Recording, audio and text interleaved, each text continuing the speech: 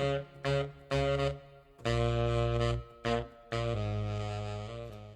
Wargamers, today I have a short form battle report for you. It's my Tau versus my friend Gilbert's Blood Angels, 2,000 points, Maelstrom of War, so tactical objectives, and we use the deployment rules as written, so it's not +1 to seize or anything like that. It's just whoever deploys first goes first. And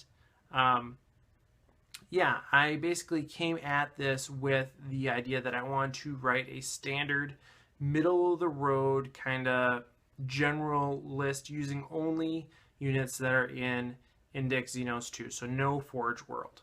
And that's really important because we'll talk about this starting this week about how important Forge World is for Tau in 8th edition, but I'm using just Index Xenos 2 units here, and I am trying to make a list that I think is just a decent list that's not relying too heavily on any one unit type. So it's not commander spam, it's not Ghostkeels or anything like that. It's pretty well rounded in my opinion. And it's against my friend Gilbert's Blood Angels, like I said, and he is not tailoring his list specifically against me, and he just kind of has his collection as is. It's not something that he's actively building to make it super competitive or anything like that. So with that in mind, I think this is a fairly good illustration of how these two armies can perform in a casual, friendly setting. So I hope you enjoy it. Basically, we headed over to the Fantasy Flight Game Center in Roseville, Minnesota, played out our game, and we did end up running out of time, and so you'll see how that influences the outcome of the battle. But I was also having some technical difficulties, so that's why I'm a little brief in my descriptions. But I think you still get the idea of what was happening and what was going where, everything like that. So here it is.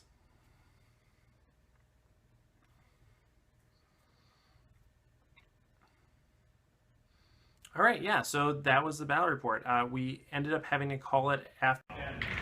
All right, we're playing a game of Tactical Escalation on Vanguard Strike. For the Tau, we have a Sunshark Bomber, a Ghostkeel, a unit of Stealth Suits, a Pathfinder Squad, Longstrike, an accompanying Hammerhead, 2 units of Fire Warriors, a unit of Pathfinders, a Fireblade, another unit of Pathfinders, another unit of Fire Warriors, and then a Commander and Crisis Suits in Deep Strike. For the Blood Angels, we have a Predator, a Tactical Squad, a Storm Raven, another Predator, a Dreadnought, another Tactical Squad, and then in Reserve, or in Deep Strike, we have a unit of Sanguinary Guard, 2 units of Assault Marines, the Sanguinar, and the Priest, and then in the Storm Raven we have another Dreadnought, a unit of Death Guard, or Death Company, and Mephiston. So my opponent is going first, of course. Being Blood Angels, he has fewer drops than I do, so we will move on to turn 1. At the bottom of turn 1, the Storm Raven moved up and unleashed hell, stripping 9 of the 12 wounds off the Sunshark Bomber, taking a couple wounds off of the Hammerhead over here, and destroying the Pathfinder Squad that was there. Over here, the Predator shot at this frontmost unit of Fire Warriors and took them out. They had a couple guys left, but they were lost in morale. And then this Predator over here tried to strip the last couple wounds off of the Sunshark. It succeeded, but I used one of my command points to re-roll it and save him. So he's still on the board, lives to see another day. All right, moving on to bottom of turn 1. All right, a bloody turn for the Blood Angels.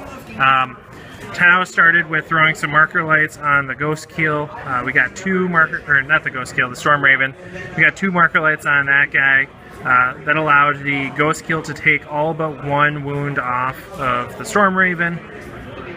Then 1 Seeker Missile that I had on this Hammerhead finished the job. cleaned up these guys here. Longstrike took out the dreadnought that landed, and then the ion cannon. The ion cannon took out some assault marines that were over here. And then how did these? Oh, these guys died from the from these guys over here, from the stealth team. The drones over here finished off this unit. This unit of crisis suits shot into the Marines that were holding Objective 1, which was my tactical objective for this turn. They killed those off with plasma rifles, and then I landed a few shots over here with the fusion blaster. The bomb from the Sunshark only took out one of these Marines over here, but it was enough to make the squad go away over the turn. But he's gimping along. Over here, these guys moved up a little bit and tried to shoot at the dreadnought over here, but did nothing. So this is what it looks like at the bottom of turn 1. Mephiston is all by himself, a lonely boy in a strange land. This crisis suit team is positioning to take Objective 1, and we'll move on to Blood Angels turn 2. Turn 2, Blood Angels strike back. We had Sanguinary Guard and Priest Deep Strike.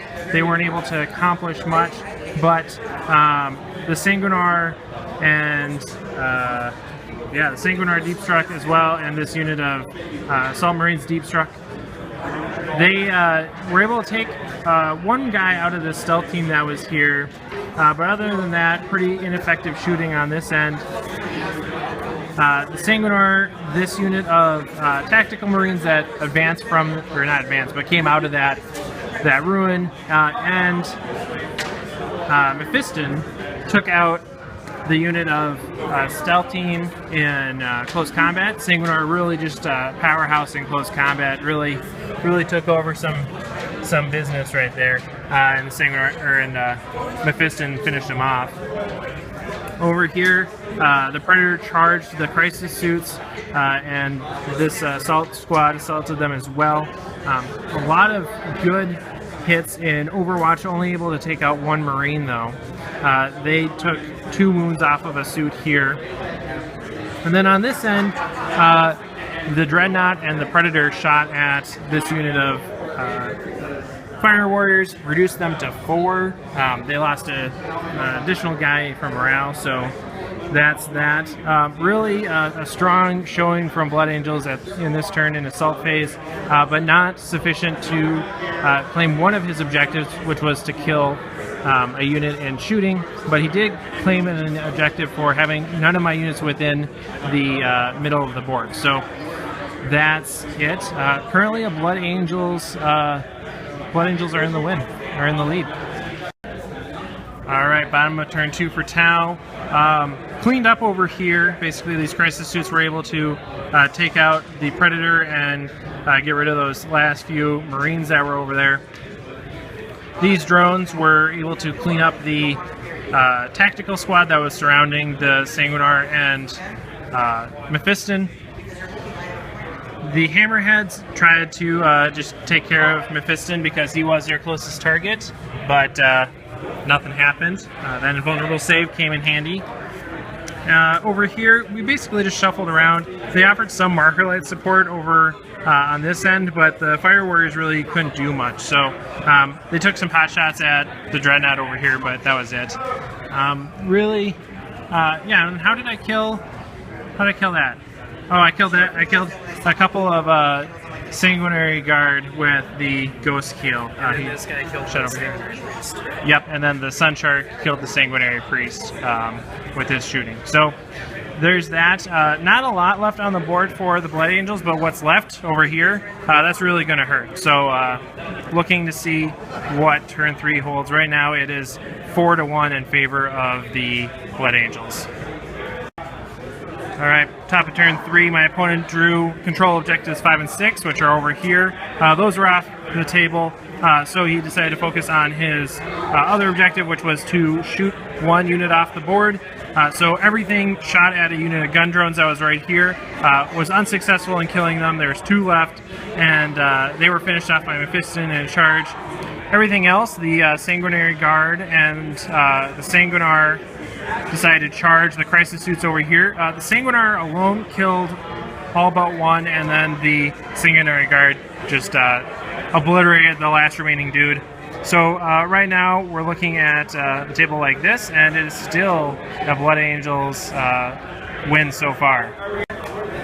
Bottom of turn 3 for the Tau, getting pretty scarce. Basically everything had to shoot at the Dreadnought over here to get 1 victory point for destroying a unit and shooting. These guys moved up to claim that objective to score another victory point. I have to defend this for 2 turns, and then the Crisis Commander dropped down to shoot his Cyclic Ion Blasters at the Sanguinary Guard, and did absolutely nothing, so great job there, certainly the MVP. Alright, moving on to top of turn 4. Alright, a great turn for the Blood Angels. They moved forward, killed the Commander, which was my Warlord, and killed the Bomber in shooting, so that was a victory point there. You got a couple victory points over here for killing this, giving him 4 victory points due to his preferences at the start of the game. So it is still a Blood Angels victory going into the bottom of turn 4.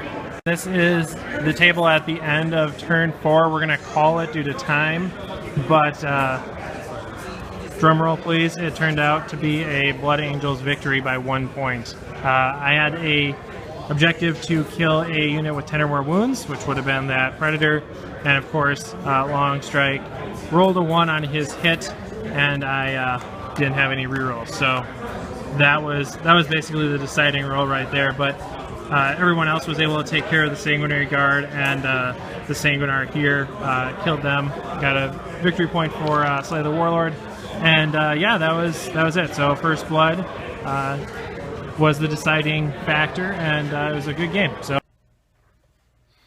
Alright, yeah, so that was the battle report. Basically, we both had somewhere to go, so we had to call it at turn 4, which was unfortunate, but I think it kind of gave it a win-win feeling at the end. If you were hoping Blood Angels were going to win, you got that officially, just because of the way it worked out. But if you were hoping that Tau were going to win, you basically got that as well, because had we gone to turn 5, I would have tabled the Blood Angels, and it would have been a Tau victory by default, just like that. So yeah, either way, you basically got what you wanted. Yeah, so a few notes on my list. Basically, the Tau Commander, due to an error on my part, just didn't get used as effectively as I would have hoped, but he also just didn't have the output that I was looking for either. He hit a lot, but those didn't actually translate all that well into actual wounds. And then things like the Sunshark bomber did really well situationally, but didn't have the reliable output that I think a lot of people assume that's going to have. The thing with bombers is that you have to be able to line up bombing runs, and as there are fewer models on the table as the game progresses, and as your opponent moves around, that becomes more and more difficult. So I got value out of the Sunshark, but it's not as amazing as you just think it is by reading the rules or talking about it, right? It's more difficult to actually utilize than we might anticipate. The Ghostkeel did fairly well too. He didn't get quite as far upfield as I would have liked. And the Fire Warriors have been continually an issue for me in 8th edition, because I deploy them anticipating my opponent's movements or trying to grab tactical objectives, and then those tactical objectives just never get drawn, which was the case in this battle. I was set to grab 3 of the 6 objectives just with Fire Warriors, not even including any of my more mobile elements. So it just wasn't in the cards for me in terms of getting objectives this game. But overall, they're becoming a problem in just not necessarily contributing as much to a list as I would like. And so I'm starting to reconsider the use of Fire Warriors en masse in my list. And I don't know how that's going to land out or play out in the long run, but right now they're kind of on my watch list about whether or not I actually want to include them. But otherwise, I think the list performed very well. So let me know what you think. Thanks for watching, and of course, happy wargaming.